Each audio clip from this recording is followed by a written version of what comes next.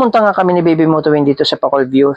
Tamang-tama nga dahil mainit ngayon, kasing init ng ulo mo. Napakaganda nga bumiyahe, lalo na kapag mainit. Sa mga mahilig nga dyan mag-ride, tamang-tama ito sa inyo. Tsaka sa mga hindi mahilig mag-ride, tamang-tama rin ito sa inyo. Manood na lang kayo. Gar, ano na, igala mo naman yung motor mo. Masarap nga dito gumala sa probinsya kasi hindi naman gaano karami ang sasakyan. Mag-ingat nga lang kayo kasi maraming sirang kalsada dito. Tamang-tama nga ito sa mga mag-jowa at mag-asawa. Magbaon nga kayo ng maraming pasensya at maraming tubig. Dahil sigurado uuhawin kayo. Kung titingnan nyo naman, napakaraming magandang view dito sa Bicol. Kaya ingatan nga natin itong kalikasan dahil ito ay bigay ng ating may kapal. Kaya tara, panoorin muna natin.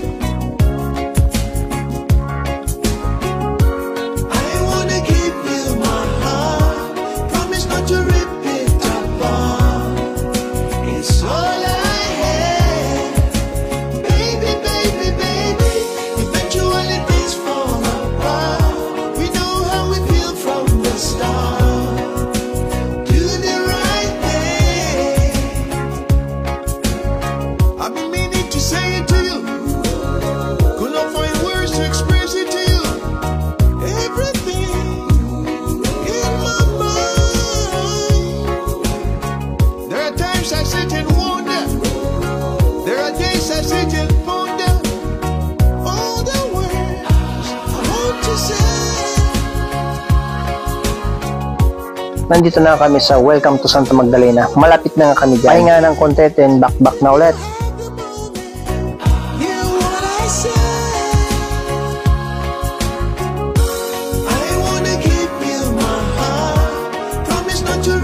Narating na namin sa wakas, napakalayo pala nito. Sinubukan ko nga ipasok itong motor kung kaya nga niya dahil sobrang putik nga ng daan dito. Kaya trinay ko muna.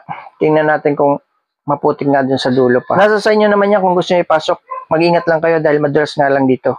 Pero kaya dyan ipasok ang 4 wheels. Kaya lang pag motor talaga, mahirapan na. Kaya tingnan mo ang iba, naglalakad na lang. Kaya nung nakita ko nga sa dulo, medyo maputik kaya hindi ko na pinasok. Kaya naglakad na lang nga kami dyan. Hindi pala pwede dyan maglakad ng senyor, napakalayo niyan.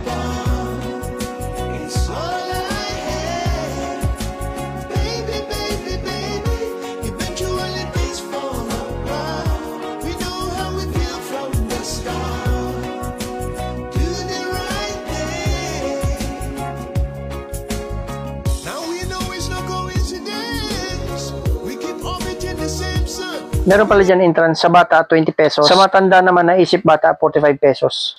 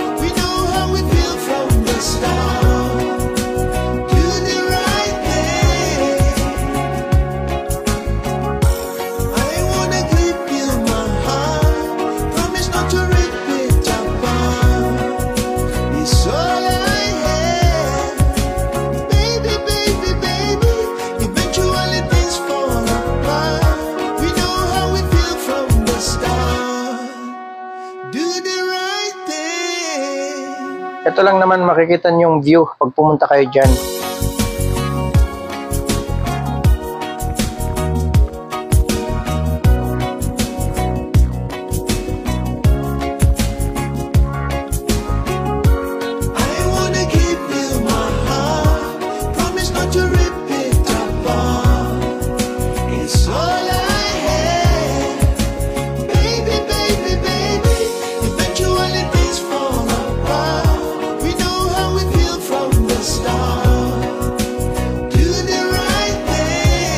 Salamat pala sa inyong panonood. Hanggang dito na lang.